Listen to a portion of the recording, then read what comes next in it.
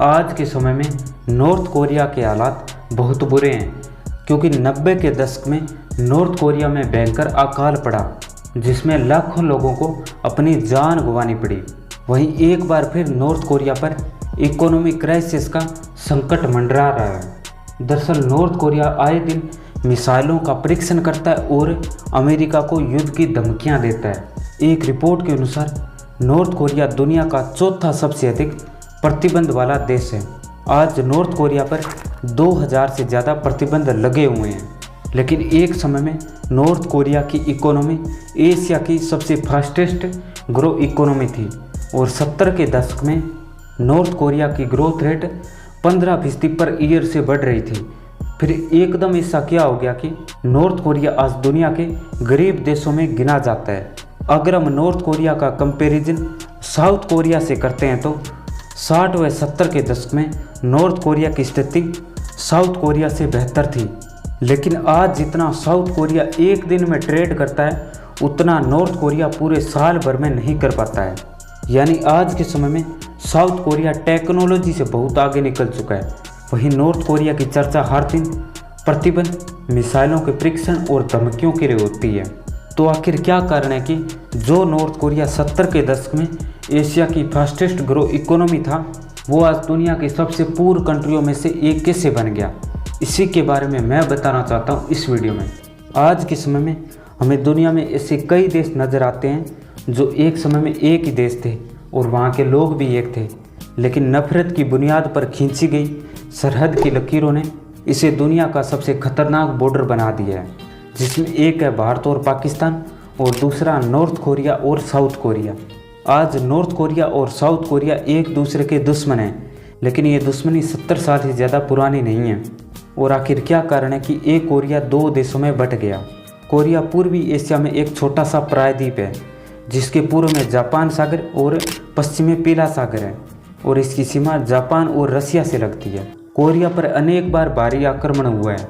First cyano Japanese war में चीन की हार के कारण कोरिया पर चीन का आधिपत्य समाप्त हो गया और जोसियन किंगडम का नाम बदलकर कोरियन किंगडम कर दिया गया, लेकिन वास्तव में यह जापान के कंट्रोल में आ गया। 1910 में कोरियन एम्पायर का पतन शुरू हो गया था, तो जापान ने औपचारिक रूप से कोरिया प्रायद्वीप पर कब्जा कर लिया। 1910 में जापान कोरिया संधि के अनुसार कोरिया के सम्राट ने सारे अधिकार जापान के सम्राट को दे दिए। जब 1910 में जापानीज आर्मी ने कोरिया पर पूरी तरह से कब्जा कर लिया तो इसे अपनी कॉलोनी बना लिया। वही जापान को युद्ध में बड़ी संख्या में कारखानों और खदानों में काम करने के लिए मजदूरों और सैनिकों की जरूरत थी, इसलिए जापान ने कोरिया के पुरुषों और महिलाओं को कैद करके जबरन काम करवाया जाता था। 1930 से 1945 के दौरान 2 लाख कोरियन महिलाओं को जापानीज आर्मी ने सेक्स स्लेव बनाकर रखा, जिसे कंफर्ट वुमेन कहा जाता था। वहीं 1930 से 1945 के बीच लाखों कोरियन लोगों को कैद करके ज़बरदस्ती फैक्ट्रियों में काम करवाया जाता था। फिर जब अमेरिका ने जापान पर परमाणु बम गिराया तो जापान ने सरेंडर कर दिया और इसी के साथ सेकेंड वर्ल्ड वॉर भी ख़त्म हो चुका था। वहीं इसमें कोरिया पर जापान का शासन था, इसलिए कोरिया पर नॉर्थ से यूएसएसआर ने और साउथ से यूएसए की आर्मी ने मिलकर कोरिया से जापान को सरेंडर करा दिया। अब सेकेंड वर्ल्ड वॉर ख़त्म हो गया था, तो अब दुनिया में 2 सुपर पावर उभर कर आई, यूएसए और यूएसएसआर। भले ही सेकेंड वर्ल्ड वॉर में यूएसए और यूएसएसआर एक साथ लड़े, लेकिन इन दोनों की पॉलिटिकल आइडियोलॉजी एकदम अलग थी। जहां यूएसएसआर कम्युनिस्ट आइडियोलॉजी को समर्थन करता था, वहीं यूएसए कैपिटलिस्ट आइडियोलॉजी को समर्थन करता था। वहीं दोनों सुपर पावर की अलग पॉलिटिकल आइडियोलॉजी की वजह से कोल्ड वॉर शुरू हो गया, जिसमें ये दोनों देश पूरी दुनिया में अपना इन्फ्लुएंस बढ़ाने की कोशिश कर रहे थे। इस कारण यूएसएसआर दुनिया भर के कम्युनिस्ट सरकारों को हर तरफ से मदद कर रहा था। एग्जाम्पल चीन, क्यूबा, लाओस, वियतनाम और नॉर्थ कोरिया। वहीं यूएसए के प्रेसिडेंट हैरी एस ट्रूमैन ने ट्रूमैन सिद्धांत की नीति को लागू किया, जिसमें दुनिया में कम्युनिस्ट आइडियोलॉजी को रोकने के लिए अमेरिका हर तरफ से मदद करेगा। यानी ये सारा खेल पॉलिटिकल आइडियोलॉजी का था। वहीं अब कोरिया 2 सुपर पावर के बीच फंस चुका था, क्योंकि कोरिया के उत्तरी हिस्से पर यूएसएसआर का कब्जा था और दक्षिणी हिस्से पर अमेरिका का कब्जा था।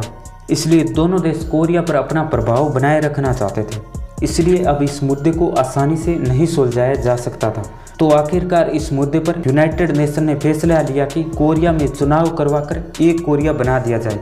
इस फैसले से साउथ कोरिया के लीडर तो खुश थे, लेकिन नॉर्थ कोरिया के लीडर ने इस फैसले को मानने से इनकार कर दिया, क्योंकि नॉर्थ कोरिया पर यूएसएसआर का कब्जा था और कम्युनिस्ट देशों में चुनाव नहीं होते हैं। वहीं साउथ कोरिया में चुनाव हुए जिसमें सिगमेन री राष्ट्रपति बने और 15 अगस्त 1949 को रिपब्लिक ऑफ कोरिया की स्थापना हुई और इसकी राजधानी सियोल बनी। वहीं इस घोषणा के लगभग 25 दिन बाद किम इल संग ने भी Democratic People's Republic of Korea का गठन किया। वहीं इस समय नॉर्थ कोरिया की आर्मी काफ़ी स्ट्रॉन्ग हो गई थी, क्योंकि यूएसएसआर मदद कर रहा था। इस कारण 25 जून 1950 को नॉर्थ कोरिया के शासक किम इल संग ने साउथ कोरिया पर आक्रमण कर दिया।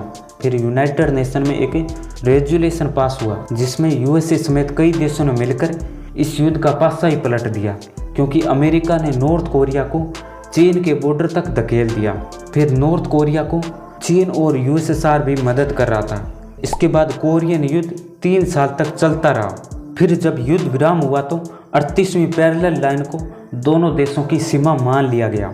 वहीं जब कोरिया पर जापान का शासन था, तब जापान ने नॉर्थ कोरिया में ज़्यादातर इंडस्ट्री और पावर प्लांट लगाए और साउथ कोरिया में ज़्यादातर एग्रीकल्चर लैंड थी। इसलिए उस समय खाने का सामान साउथ से नॉर्थ में जाता था। लेकिन जब कोरिया का बंटवारा हो गया तो सारी इंडस्ट्री और electric power plant north Korea में आ गए।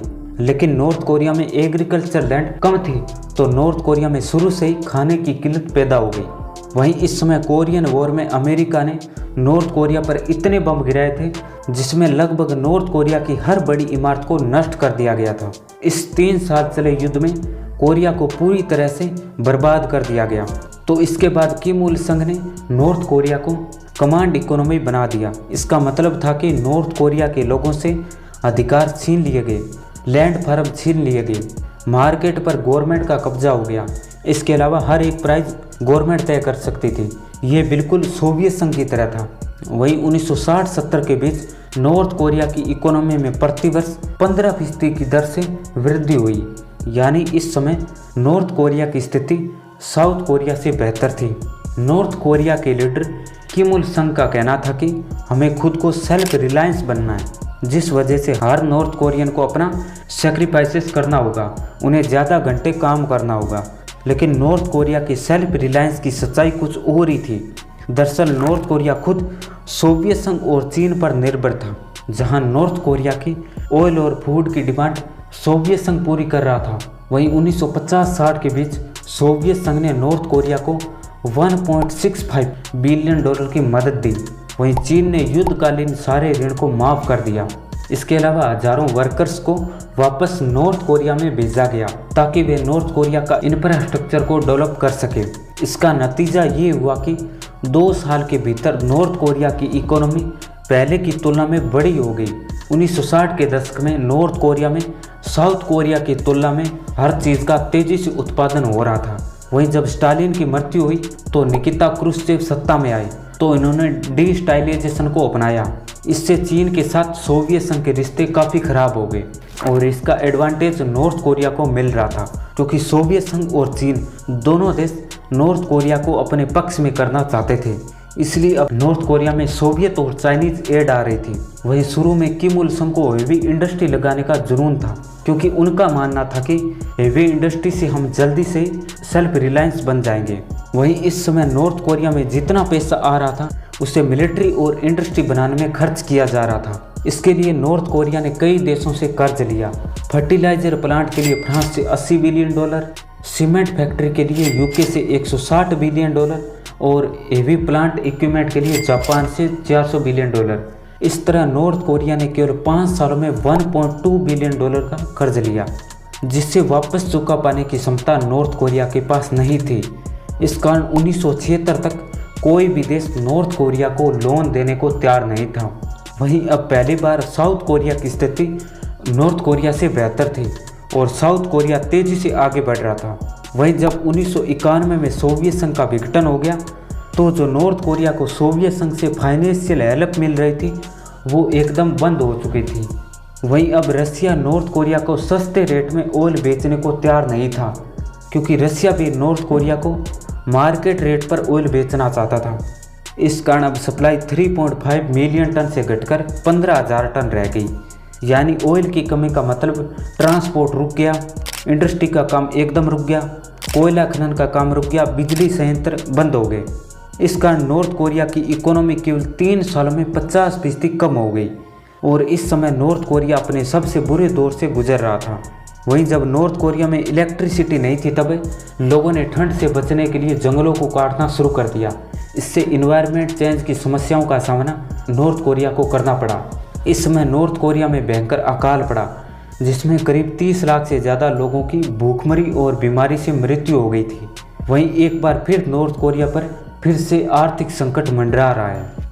आपने लोगों से यह कहते सुना होगा कि लोग भूख से मर रहे हैं, लेकिन जब आपके पड़ोसी भूखमरी के शिकार हैं, इसका मतलब देश के हालात बेहद गंभीर हैं। जब सरकार अपने नागरिकों का खाना उपलब्ध कराने में नाकाम रहती है तो नागरिकों को उन्हें थोड़ी आज़ादी दे देनी चाहिए, जिससे वे अपनी जान बचा सकें। अब नॉर्थ कोरिया के लोगों के पास न तो भोजन है और न ही आज़ादी। वहीं नॉर्थ कोरिया में इतने कानून है कि लोगों के लिए याद कर पाना भी मुश्किल है।